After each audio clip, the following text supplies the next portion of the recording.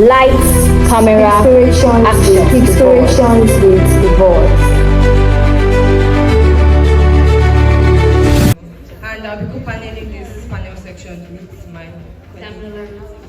Okay, the privilege for Speakspiration with to panel this section team the employability edge, future-proof skills for career success. And I'll be calling my panelists. The first person, Adebayo Oderi. He's a broadcaster. Adedayo Oderi.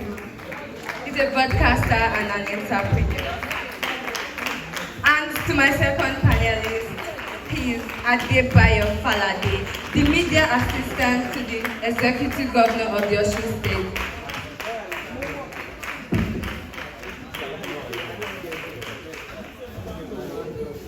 Good afternoon, sir. Yeah, good afternoon. It's an honor to moderate this panel section with you.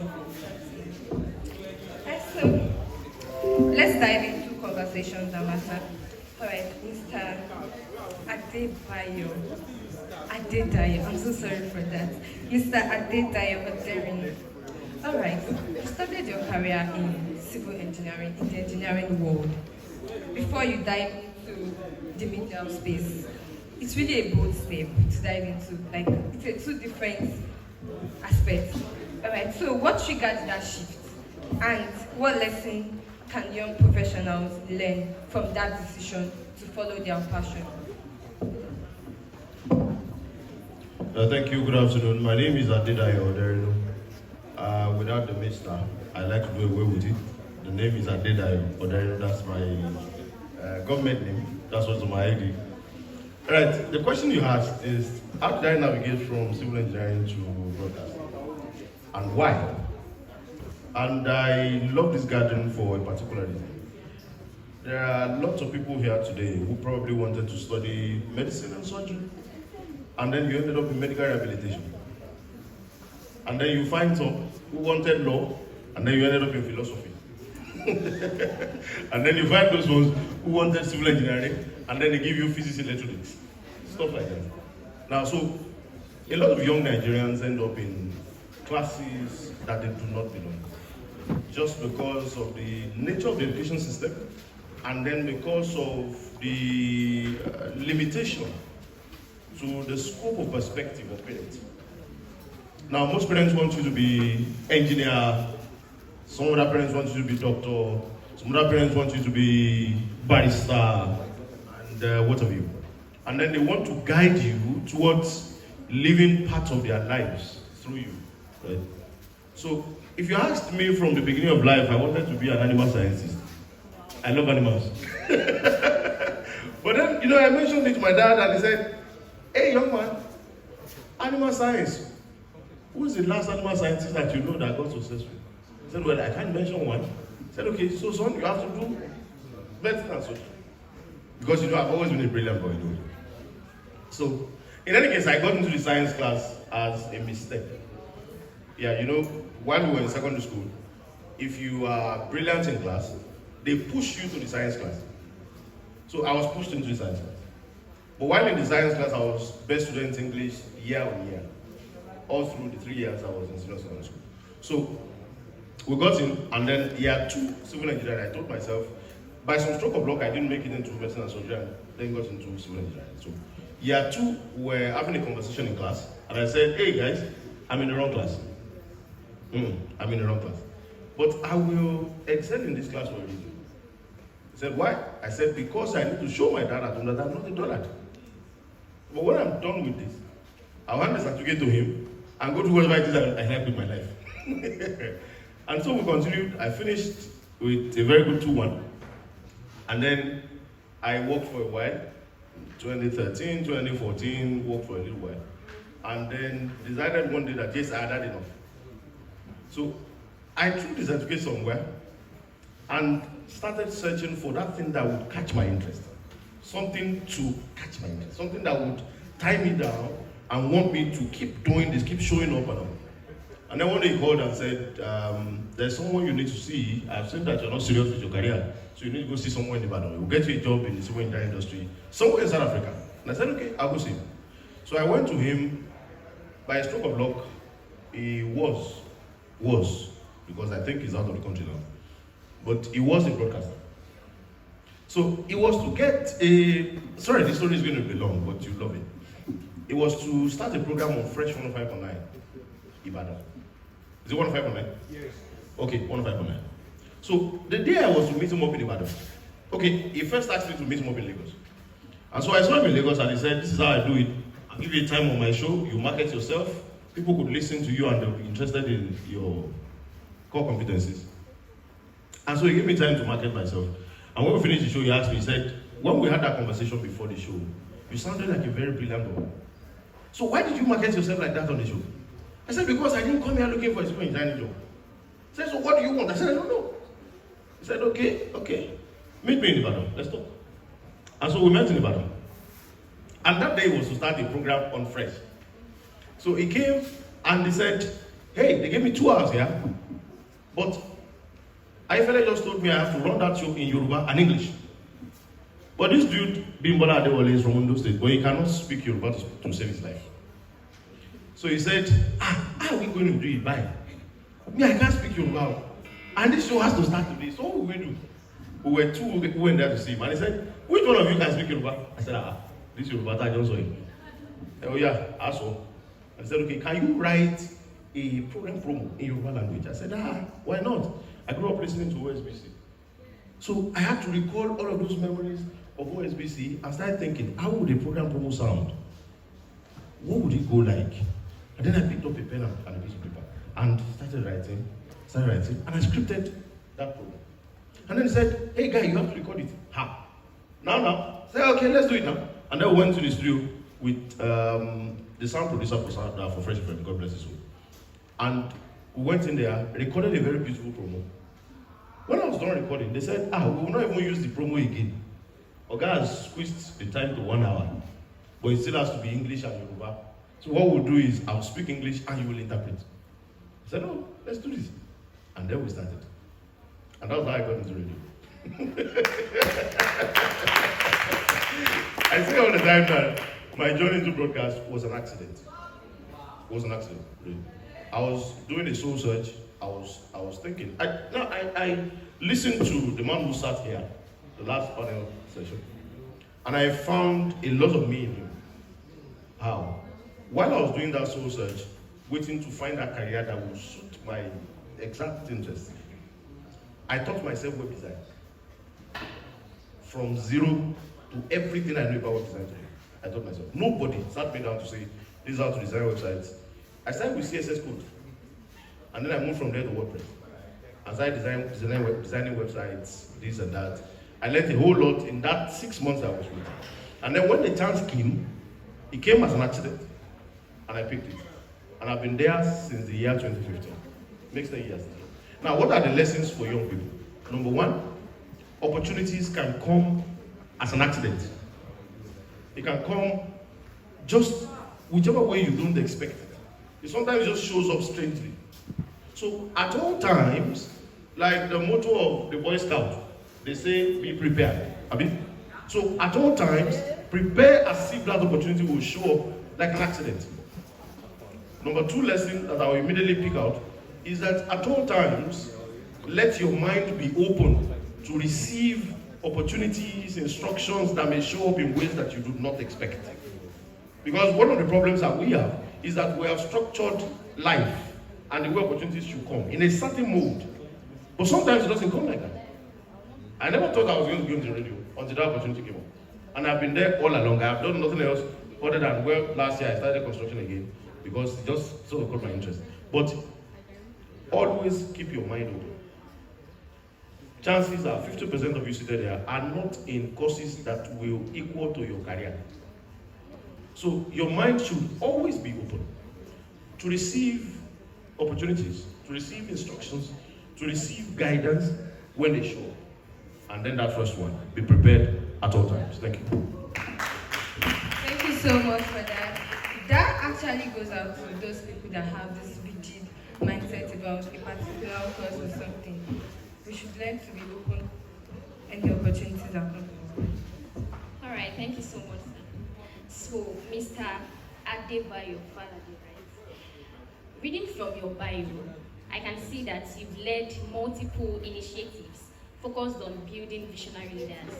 So what do you believe is missing in the leadership mindset of many young Nigerians today, and how can we fix it? I mean, there are a lot of people that want to go into leadership, but there's something, probably there's something they don't know, or there's something they are not doing right. So what is that thing that we need to change in the mindset of it? Thank you very much. For me, many components make up like humans, right? To excel in anything you do, be it leadership, be it business, as it's where it takes a lot of components. Like when you're cooking your, let's say, jollof rice, it takes different components, your Maggi. If it's lacking one component, right, you can, I mean, it might produce a disastrous food, as it's were. So there are a lot of things missing, but these are things that I feel like makes up a good leader. This is my own view. It's up for debate, subjective, my own view, right? I feel like a strong vision. We've not come to that point where we have a strong vision, and it tells in even our, I'm someone who is tilted a bit towards the political system, as it were, right? So even in our political system, we don't have people with strong vision. How do you know a strong vision? A strong vision is a vision that is pro-people.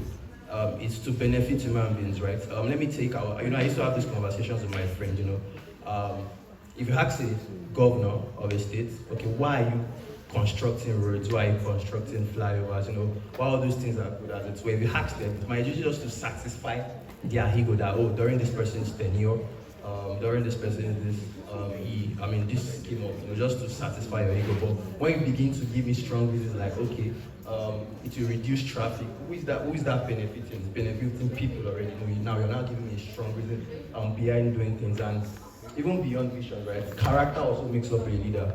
Morals.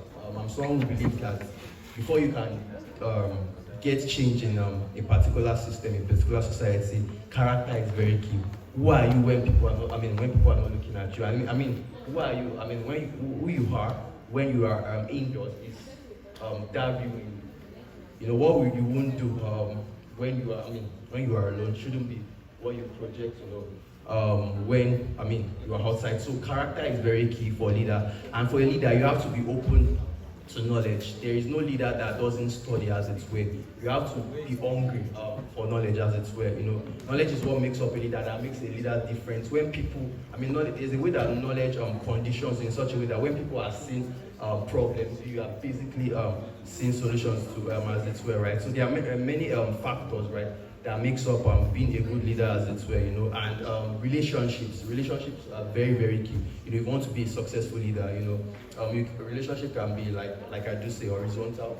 People that are ahead of you, and horizontal, people that are in your category, as well. It can also be vertical. That's people above you. But make sure you make meaningful relationships that can help contribute to the development of your society, be it business or any sector you find yourself. Thank you so much. All right, thank you so much, sir. He said a lot, actually. But there's one thing I picked, and one of the speakers also said something about that. Your character really matters. Even apart from being a leader, whatever phase you find yourself, your character needs to be worked on. Thank you so much. Mr. Adebayo. As a branding expert and a media assistant to the Osun State Governor, what key personal branding tips would you give to young professionals looking to stand out in a crowded space? What professional branding tips would you give to young professionals? Okay, I have a number of advices. All right. My first advice is for someone like myself. The reason I decided to go into design and branding is, I'm someone that is very, very interested in politics and governance and anything leadership, if you know me very well. So I was, looking at a way I can try to infuse politics and governance, leadership into design. It's one of the things that motivated me to go into designs. I don't follow the crowd. If you see most designers, they are designing for food businesses, designing for private entities. But my own, I had to find my niche within the brand, which is government and politics and governance. And by the way, I have a dream somewhat, designing for the White House, maybe in the future, as it were, right? So that's when you have to know your niche for sure. And also you have to be able to communicate the ideas of whoever you are working for. You must be able to translate it from the realm of ideas, into something that is substantial, as it were. So that's a very, very key branding tip. And another thing I advise is excellence. You know when something is excellence. You know, I'm a Christian, right? And you know, the Bible, I mean, it was during the creation story, and you know, when God created it, like, he saw that it was good. So when you know something that is good, you will know it. So always strive for excellence, stretch, you know, beyond your capacity, beyond your limits. You have to like go extra mile. So that's what will differentiate you from every other, you know, brand strategist out there. Thank you. All right, thank you so much. One of the things I picked from what you said, excellence in whatever you're doing to stand out. All right. Mr. Adebayo. Adedayo, sorry about that. So you've navigated different fields, engineering, broadcasting, and even entrepreneurship. What do you think are the most future-proof skills that has helped you stay relevant across these industries? Okay, future-proof skills. I'll take it from skills or character traits that cannot take you very far. When I speak to a group of young persons like this, I like to address a couple of issues. I think that hiding under the facade that we call Gen Z, a lot of persons are becoming antisocial, are becoming extremely toxic for the workplace, are becoming unbendable. If there is an English like that, I want to use unbendable. And in any case, if there is any lesson I've learned in my journey through life, it is that life is a constant bending. You are constantly bending realities of life. So there's nothing that says this is how I'm going to live life. Because life will come at you from this corner, you have to bend this way, from that corner, you have to bend this way. But we have a generation of young persons who today have a rigid mindset without any cogent life experiences and still want to live life according to that mindset they are drawn. So first thing is you must be malleable. It's a language of engineering. You must be malleable. You must be easy to bend. Number two, mindset that should help you navigate in any career, that as far as I'm concerned, is we are in the age of information. In fact, we can say by mathematics that the total sum of what you become in life is directly proportional to what you know. Do you understand? Now, in many cases, what stands you apart is that you know something that the next person does not know. The reason you all sat here to wait for this session is because you think that we know something that you do not know. So you have to continue to learn. And you see, learning is so universal. Nowadays, there is so much,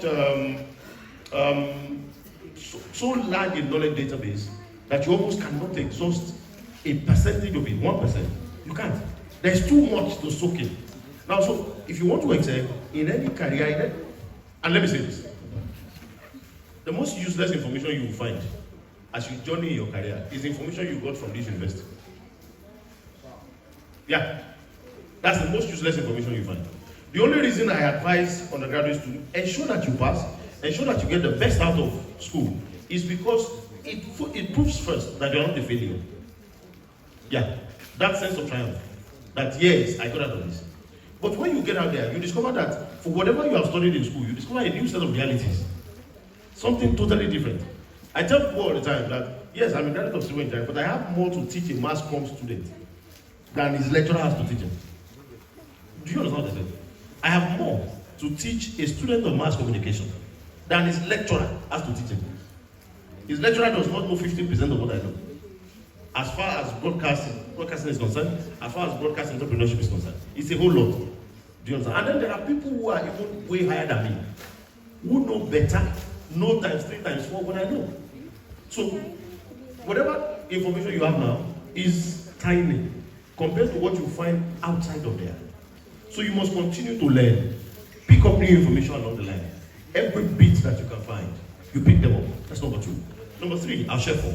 Number 3, that you will need along the line is a lot of young people today think that life is just their personal cocoon. That yes, I'll just live within this small space and have no interaction with anybody. When you ask them, they'll say, I'm an introvert. See, I tell people all the time, I do broadcasting for a living, but one of the things I hate to do the most in this life is talking. Yeah, I hate talking. I don't balance it. I know that this is my life. And the guys who work with me know, every little opportunity I get, I tell them go together. I rarely pick up. Very rarely. Because I don't want to. But you have to be an extrovert on purpose. You are going to meet people. You are going to network. You are going to build relationships that will catapult you up there. Okay, the first time I was going to have my own personal radio show, it was a friend of mine that attended an event like this. And there, someone was introduced as the general manager of Impact Business Radio in Ibadan. Now, we were talking about getting an opportunity to present on radio. And then she felt, hey, this is a new radio, the GM is here. And then she walked up to her and said, Madam, I would want to have your card. So the woman gave her a card. And she came back and said, Guy, what we have been looking for, let's see if we can lock this down. And that was where we got our first 2 hours on radio. She just met her at an event like this. Now, so you have got to build a very vast network, useful network. Number 4, that you need on this journey are principles. Yeah, principles. I was going to write something on Facebook a while ago. I was going to say that you find that in the journey of life, it is very important for you to find the people whose perspectives to life align with yours and journey with them. In the name of welcoming diverse perspectives, some persons have loaded their boat with toxic people, with bitterness, with limitations, with hypocrisy, with mediocrity, in the name of having other people around. You have to develop a very strict principle. You know why principles are important? As you bend, you are going to meet situations that want to break you. So while you decide that I'm going to bend, I'm going to be teachable, I'm going to be malleable, there are still things you cannot take. Because at the end of the day, they cut you in two. So your principles help you realize, I bend, but this is how far I bend. I learn, but this is how far I go. I stoop to conquer, but I know when stooping becomes sleep. Do you understand? I want to meet people. I want to develop a network. But this person can be found within that circle. Do you understand? And when you have done that, I think you travel very far. Thank you. Solid, like really solid points. I love the fact that you talked about staying updated on information. You know, there is this popular skit maker, Lai Wasabi, said something like, info, no man pay your phone. The world is evolving, right? So for you to stay updated, you need to keep equipping yourself with knowledge so as not to stay outdated. Thank you so much, sir. All right, thank you, sir. Also, sir, you said you have a lot to teach to mass communications. Yes, sir. It's very late today, madam. All right, sir. Okay, to the next question. Still on Mr. Adedayo.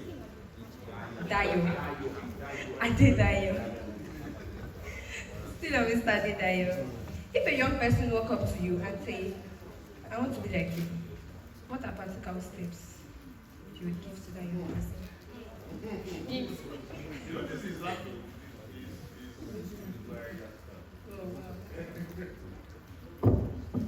You want to be like me? We're having a conversation very recently.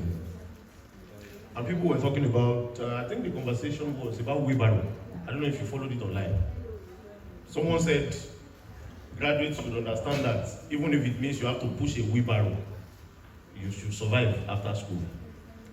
And I said, well, this thing we are talking about should make us think about how much opportunities we are giving to graduates from school.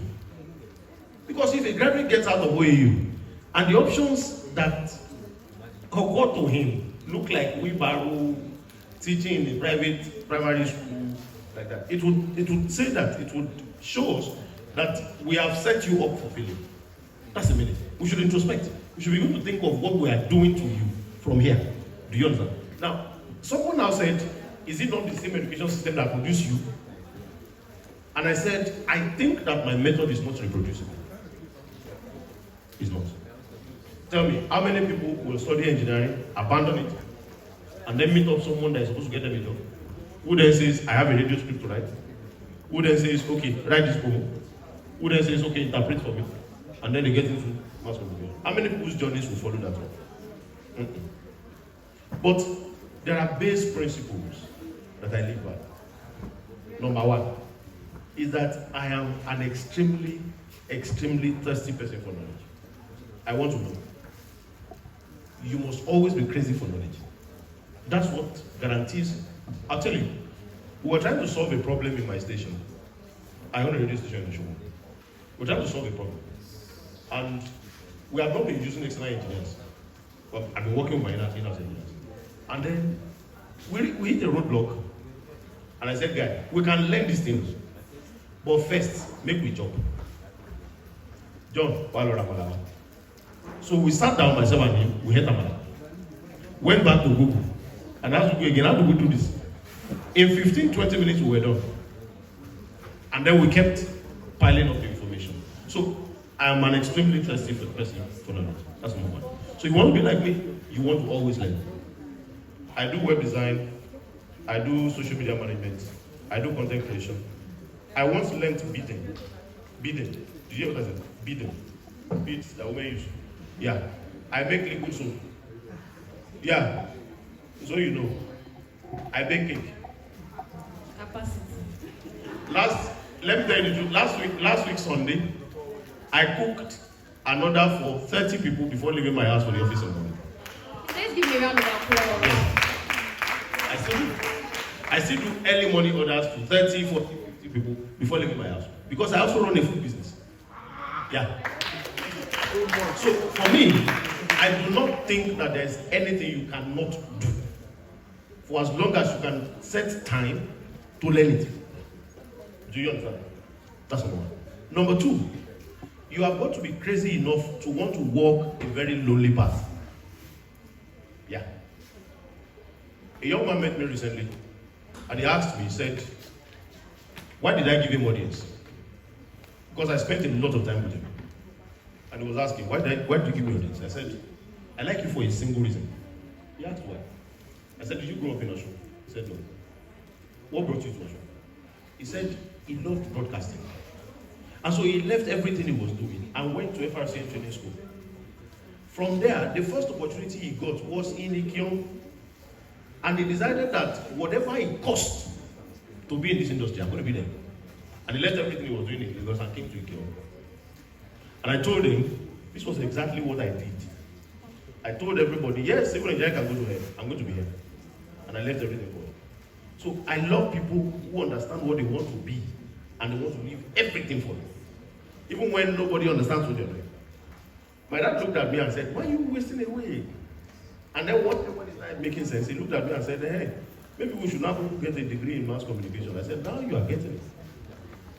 Do you understand? So you have got to understand your vision well enough to be able to travel a very lonely path. Until 2024, I was still working on arguably the most popular radio station in the show. And one morning I said, yes, I'm done, I'm leaving. Someone looked at me and said, you are stupid. You are arguably the most popular web in Osho on the most popular platform. Why are you leaving? I said, my dream says move on. I have other things to do. I said, at this age, I should be taking more risks with my life. Not sitting petty in a corner and think I'm playing it safe. Let me go out there, let's see how it goes. If I get my own spot, and learn my lessons and move on. So I said that you must be crazy enough to want to walk a very lonely path, even if it means we are walking alone. There will be hunger, there will be pain, there will be stress. But as far as you have a clear vision and you are able to travel towards it, then you'll be fine. And lastly, you want to be like me. You have got to be able to say no when it matters. Yeah, when it matters. I have gone through many bends on this journey. And I have said decisive no's at very important points in those life, in that time. I was once like my brother. I was media aide to a member of the House of Reps. And then one day I told myself the truth. I said, this thing is not working. For me, you know, Bio is blessed to be working with people who love him. And then one day I looked at the vision I have, the kind of life I had planned, and I knew that this was not it. So I woke up one very crazy morning and said, no, I'm not doing it. And I left. Till tomorrow, the true story of why I left that engagement, only about 1% of people who know me actually know the true story. Yeah, but it came from a place of very deep introspection. Do I want to be here? Is this work? Should I continue like this? And then I told myself that this is it. And I left. I got very hungry. Trust me. I've tried Semo before. I have. A moment of deep hunger. I fried Semo to eat because I took decisions that were pressing. So, lastly, you must understand that there are moments in your life where you say no and you stand by it, even if it brings hunger. Thank you. Thank you so much for that. So this is going to be the last question, Mr. Adebayo. What is one belief system? I mean, you've been a leader for years, and I'm sure that you have a mantra. So what is one belief system you feel every young leader should adopt today? In 1 minute, sir. Okay, yeah, I'll be brief as possible. So it's all encompassing. Belief system, number one, you can do it. I mean, irrespective of any situation. And I want to borrow from Mr. Adedayo. He was talking about being able to learn. That's very, very, very key. You must be able to learn. You must be a sponge, be able to absorb things, right? While I came here today, I didn't come here as a panelist alone. I came to also learn. The way you are attendees, I came to also attend, to also learn too, as it were. So yeah, you have to learn. You have to be able to take ideas, and also you have to believe that how do I put it now? You have to be a believer that you are not. I mean, all you do is not towards you. You have to give outwards. But I mean, you have to give outwards, right? But you have to like do inner workings first before you give outwards. So your mindset must be programmed in a way such that you were not made for you alone. There are other people's destinies that depends on you, and that's what influences your decisions, your action. Everything you do part-time passes. And so, thank you very much. Yeah. All right. Thank you. Okay, so I'll just quickly ask Mr. Adebayo. Saturday or something. When I saw your bio and I was reading through your bio and I saw broadcasting, I was happy because yes, that's a few. Alright, so to communication students in this building, and you are the founder of Radio Afinju and the Karakata Initiative. They are two inspiring platforms, right? That connect deeply with you.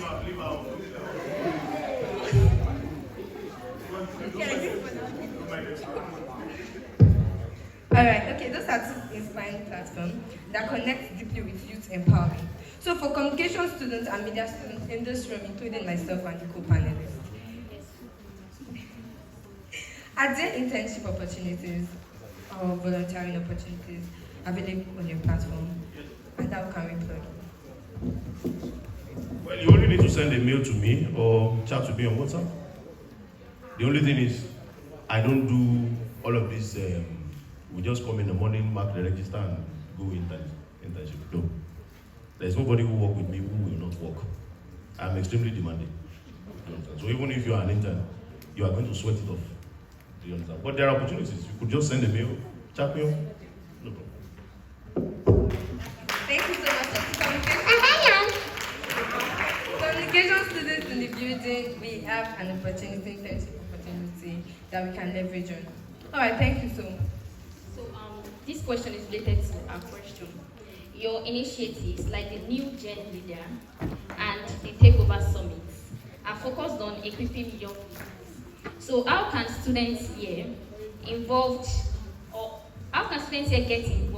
or how can we benefit directly from these platforms in terms of mentorship, leadership training, or capacity building?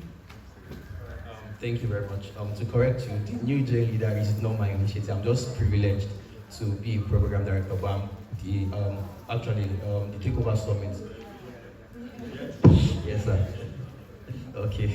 Yeah, so the Takeover Summit is my own personal initiative. So how can people benefit from it? Students here. Students here. You can benefit through volunteering, right? Volunteering gives you automatic. Okay, so the Takeover Summit, what inspired me to do the Takeover Summit is I noticed that every problem in Nigeria falls down on leadership. There is a wide gap, in what leadership is supposed to be as it were. So it inspired me. It's not even limited to politics alone. Trust me, all my Takeover Summit editions, I don't bring politicians alone. It's all encompassing. I bring people from media, people from tech.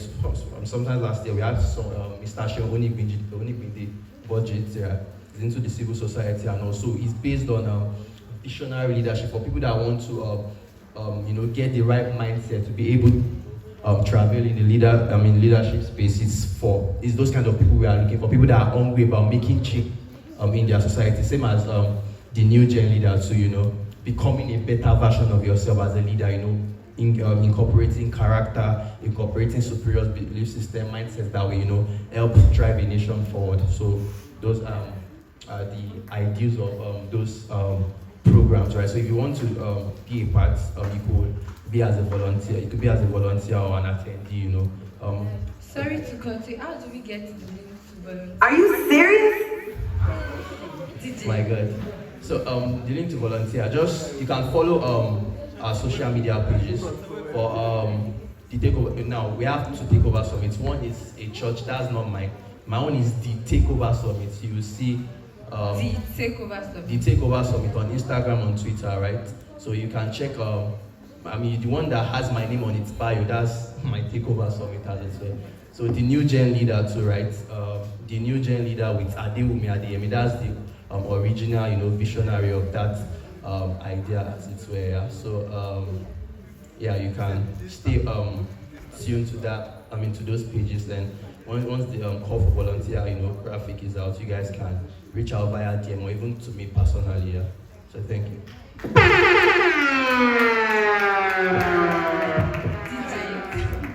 Thank you so much to our panelists. So this is where we bring the panel session to a wrap. Thank you for your rapt attention. And our panelists, thank you for sharing from the well of knowledge. We learned a lot, trust me, and we're ready to implement more. Alright, so let's today be a spark, the beginning of your employability edge. Thank you and keep rising.